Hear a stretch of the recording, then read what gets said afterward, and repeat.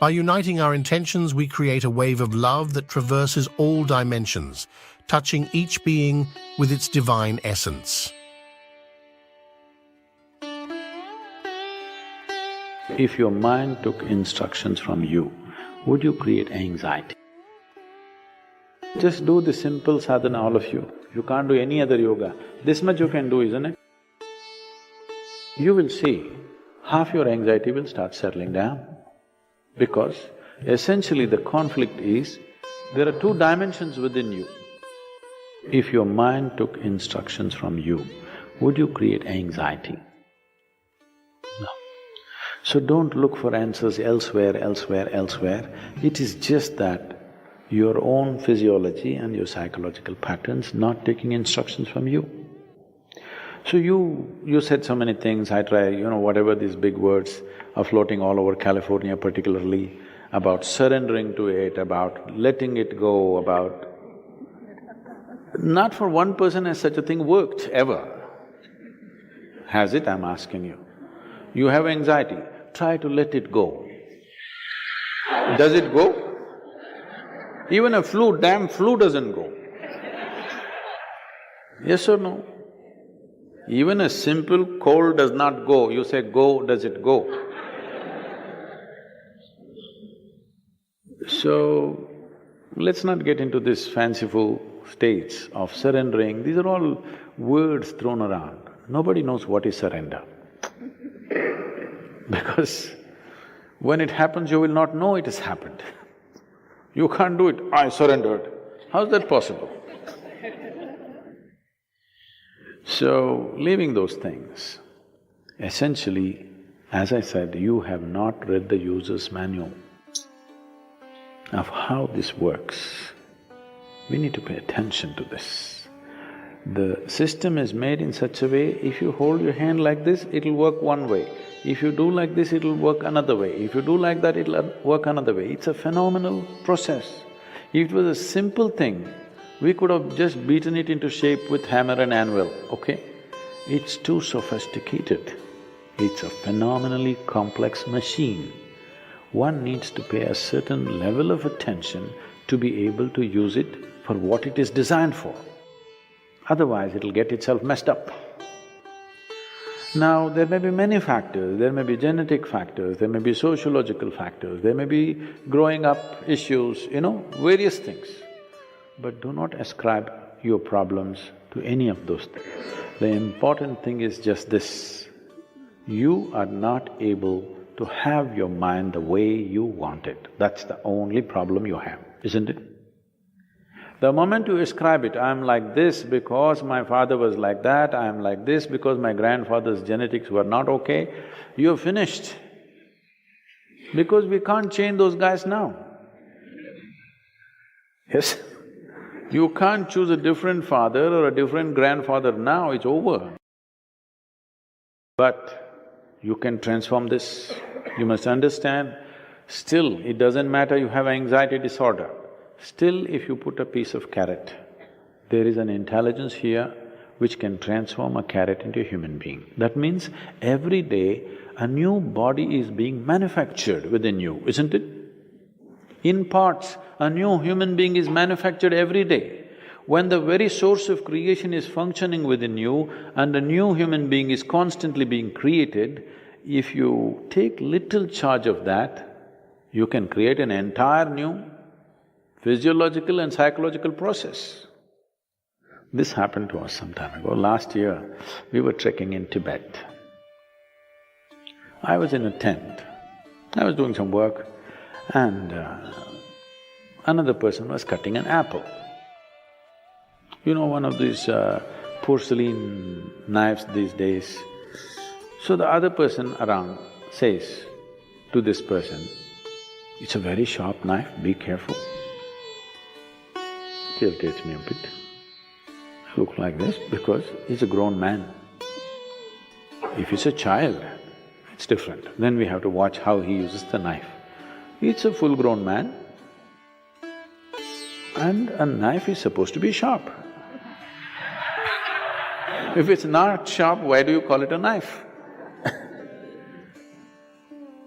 So I ignore it and continue to work. In another 2 minutes, she says again, "It's a very sharp knife, be careful."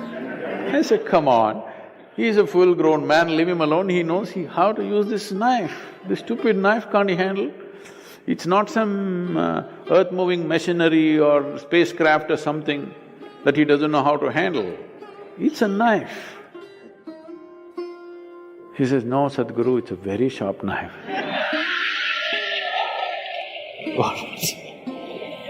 And I continue what I'm doing. In another 2 minutes, she whispers to him, "Please be careful, very sharp." And in another 2 minutes, he cuts his finger. Then I give up, okay. This is all that's happening. This is all that's happening with life. You have an intellect for which you don't have a stable enough platform. Or in other words, you have a sharp knife, a very sharp knife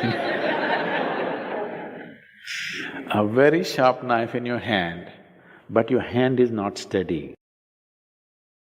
Please see, it's your own mind which is causing all this pain, isn't it? Yes or no? So you have a very sharp knife, the sharper it is, the more you cut yourself. So we don't have to blunt the knife, we just have to have a steady hand, isn't it? Nothing has been done about that. People are trying to blunt the knife with all these sedatives and nonsense. What you take is to blunt the knife. Blunting the knife is not the answer, because if you lower the possibilities of who you are, everything will be okay.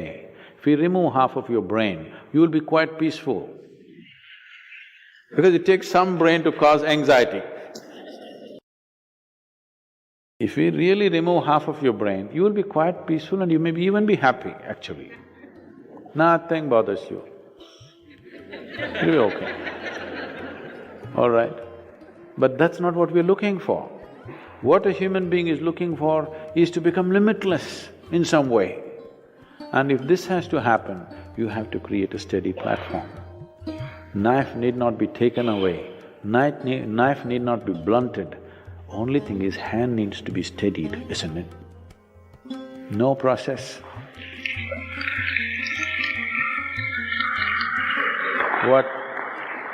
What inner engineering means, what yoga means is just this. When I say yoga, being in California, don't imagine all those impossible postures.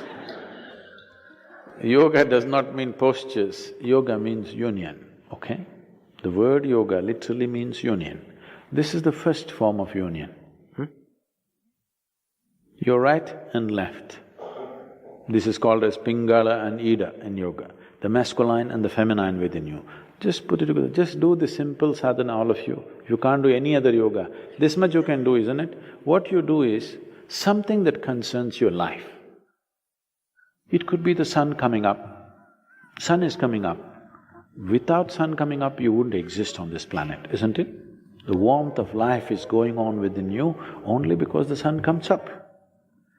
Without the tree exhaling oxygen and you exhaling in carbon dioxide for it and this exchange happening, you wouldn't be alive, isn't it? Like this, look at it, the food that you eat, the sun, the earth that you walk upon, air that you breathe, water that you drink, people who live around you, whatever, you choose anyone. Just do this, put your right and left together perfectly, not like this, not like this, perfectly, okay? Just look at something that really matters to you. Maybe the sun, maybe the sky, maybe the cloud, maybe a tree, maybe a person, maybe a child, an animal, it doesn't matter what. Just look at it, putting your hands together for 10-12 minutes at a stretch. You will see half your anxiety will start settling down. Because essentially the conflict is, there are two dimensions within you.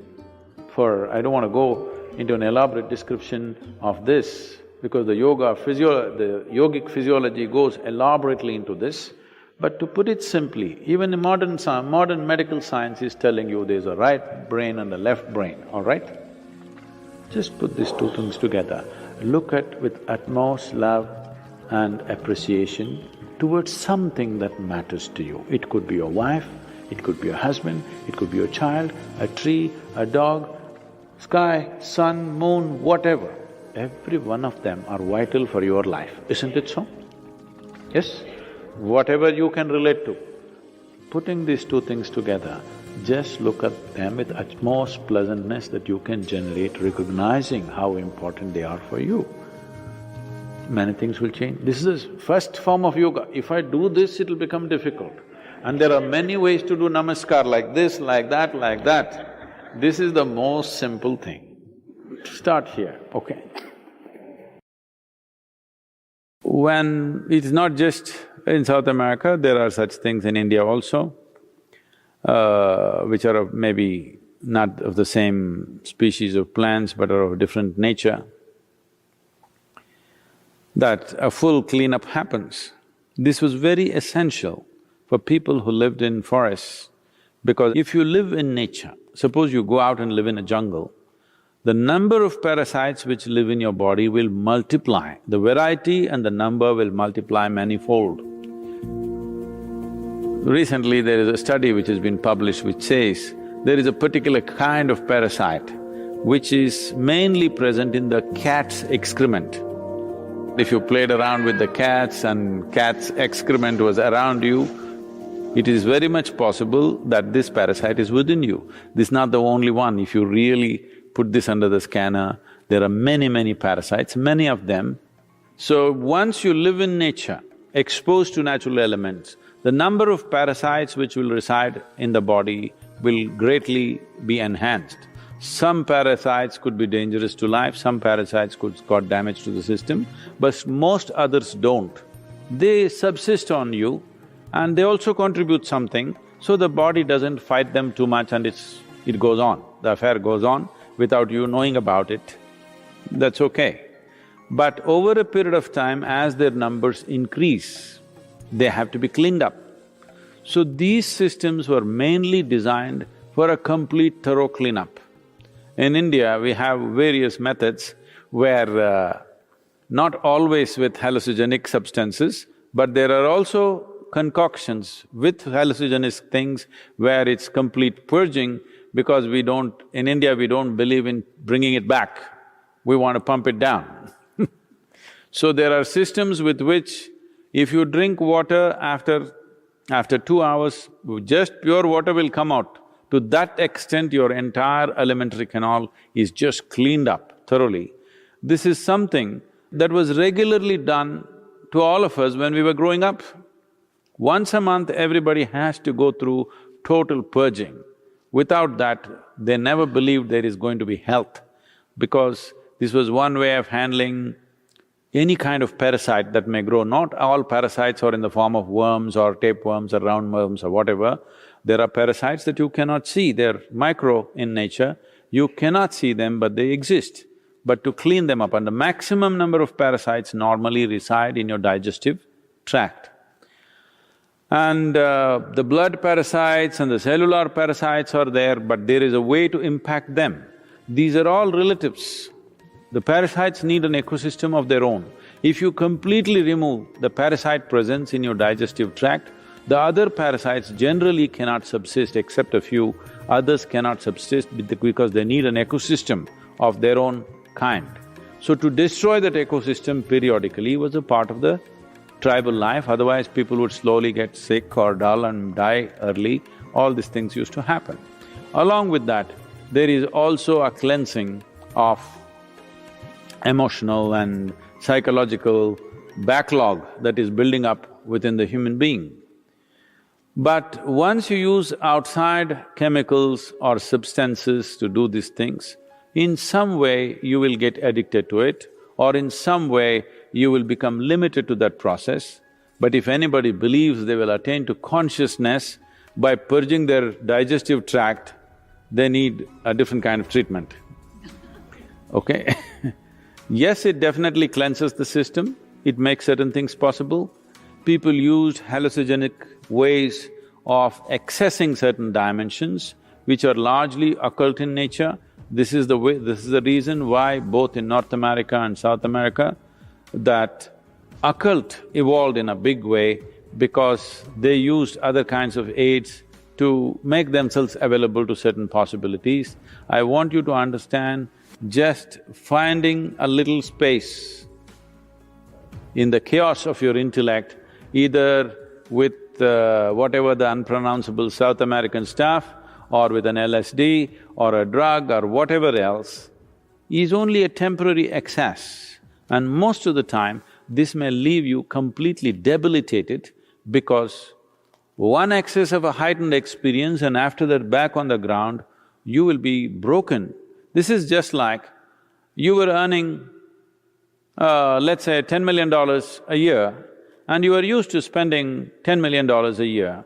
Suddenly, next year you got only $1 million. You will be broken because you have $1 million. Whole lot of people, it's their dream to have that $1 million. So, if you rise without earning it, by breaking the mind with chemicals, somehow you rose to some experience and then you came down, then you will see you will be far more miserable than ever before.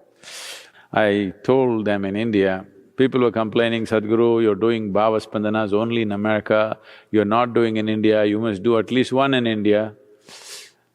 Then I said, for all of you who've already done the BSP, minimum 3 times, I will give you one super BSP. Only thing is, for every participant, we need 3 volunteers. Because you need to carry a bucket for each one of them, because they will puke, I hope they won't do the other thing and they will flip, you have to carry them to their lunch, they won't know how to eat, you have to feed them. You'll have…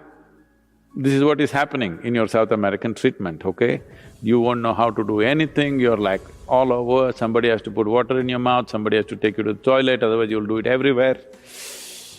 We can do a super BSP like that without any herb, without any chemical.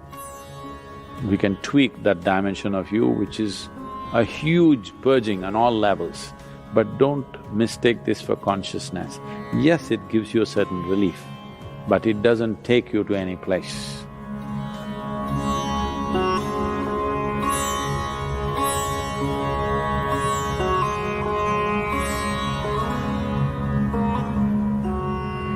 First of all, it's not a shortcut, it's a very long drawn-out process of endless puking and getting your intestines out, literally.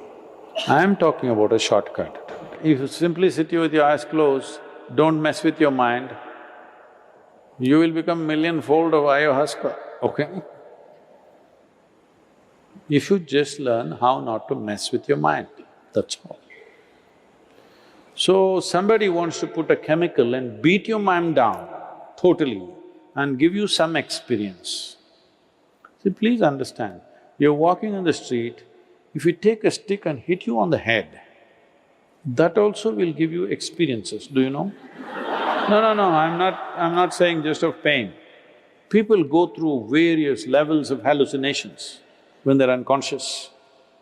Some people have pleasant experiences, some people have very unpleasant experiences. The same happens with this South American treatment also.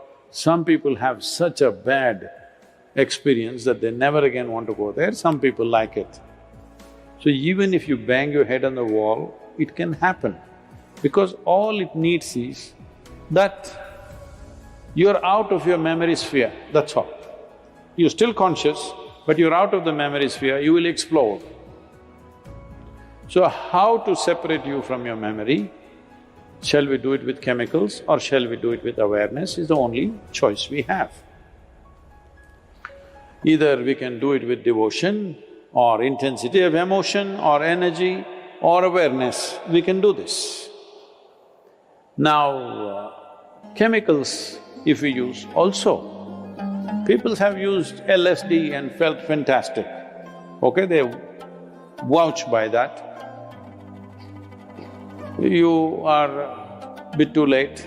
I come from a time when everybody around me was on it, all right? But I was on something else, which all of them wanted. Because they knew they go up and they go down, I'm always like this. So, the question is just this, what needs to happen from inside if you pull it out from outside? Do you believe there will be no consequences? Hello? See, we can do one thing, you eat food, it'll take time to digest this. So we pull out your stomach bag and do chuk chuk chuk chuk chuk chuk. Digestion will happen quickly and put it back. It's a good trick. But you think it'll not have any consequence? This is all you're trying to do. So you can… see, people are always trying to weave a philosophy around those things about which they're compulsive. You want to promote your compulsiveness as consciousness. That's the whole problem. Everybody has a philosophy. You ask a drunkard and see why he is drinking, he has a very profound philosophy as to why he is a drunkard. Yes or no? Even ask a thief why he's a thief, he has his own philosophy as to why he's a thief. Everybody, when they want to do their nonsense, they have a philosophy. There is a difference between philosophy, there is a difference between physical dimensions of life.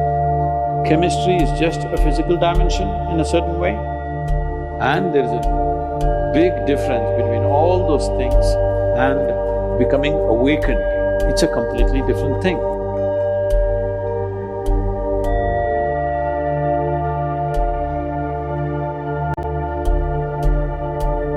We appreciate your presence and active participation.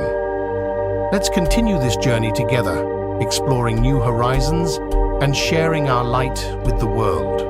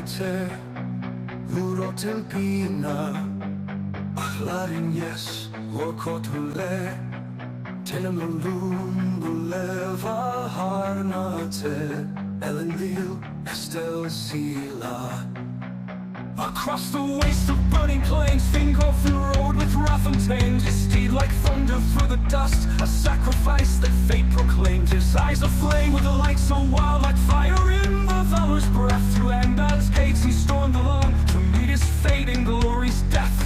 of failure, driven lost and in Manoble's grim defeat. With shattered hope and fury's call, he charged along to Morgoth's feet. He sounded his horn with the light so wild, like fire in the valor's breath. To Angband's gates he stormed alone, to meet his fate in glory's death. To meet his face, that fate proclaimed, in sacred blow below God's feet. He sounded his horn with a light so wild, the brazen doors were clawed and turned to speed like thunder through the dust. A sacrifice that fate proclaimed. His eyes aflame with a light so wild, like fire in the valor's breath. To Angband's gates he stormed alone, to meet his fate in glory's death. But sons of Pharaoh, driven lost and in the Noldor's grim defeat. With shattered hope and fury's call, he charged alone to Morgoth's feet. Sounded his horn with a thunderous cry. The brazen doors replied in turn, and called the Dark Lord forth to fight, with a rage that none could spurn. Under blackened skies they clash in fire, a dance of steel, a test of wills. In every blow a hero's pyre, as blood meets stone the earth stands still. The hammer fell from heights, a force of doom and boundless hate. But Fingolfin, swift as a striking hawk, evaded death, defied his fate. His silver mail and crystal shield, they glimmered bright against the dark, like a lone star's defiant light, a guide through shadows cold and stark. With every swing of Ringo's blade, the giant trembled, strength unmade, by a king who dared to stand alone, who knew the weight of choices made. 7 wounds he dealt that night, 7 cries rang out in pain, as Angband's hosts looked on in fright. They fell to earth like sudden rain. The ground a blackened skies, they clash in fire, a dance of steel, a test of wills. In every blow a hero's pyre, as blood meets stone the earth stands still. The ground gave way to pits of grief beneath Morgoth's iron tread. Yet still the elven king arose, though wounds ran black, his courage bled. With one last cry he swung his blade, and healed the Dark Lord's wicked heel. The blood poured forth a burning shade, unlocked no time to the